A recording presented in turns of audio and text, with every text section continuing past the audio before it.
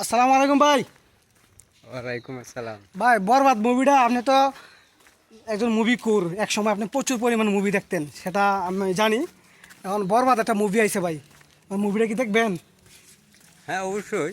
মুভির মধ্যে বলে ডায়লগ আছে, ডায়লগটা শুনছেন? ওই জিল্লু মাল দে মাল দে, ও জিল্লো মাল দে। ভাই বাংলার সম্রাট শাকিব খান, কিং খান, মানে এটা কিন্তু অনেকে মানক আর না মানক, কিন্তু আমি কিন্তু তারা মানতাছি।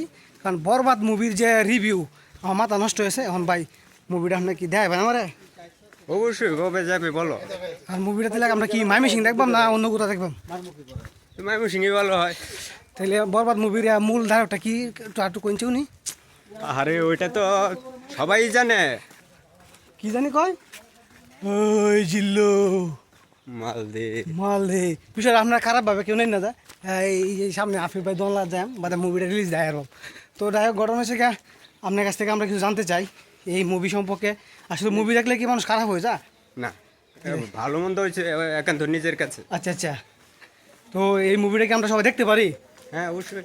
তাহলে আমরা অবশ্যই, বাংলার হিরো যেহেতু, বাংলা হিরো যেহেতু সম্রাট, সে কিন্তু আবার একটা বিষয় আছে, সে কিন্তু নারী কুর।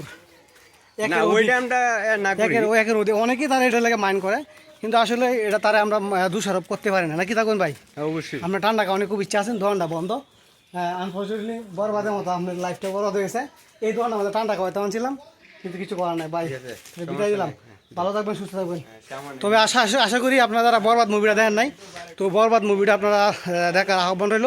চমৎকার একটা মুভি, এই মুভিটা আসলেই মানে মারাত্মক লেভেলের একটা মুভি। ধন্যবাদ সবাই।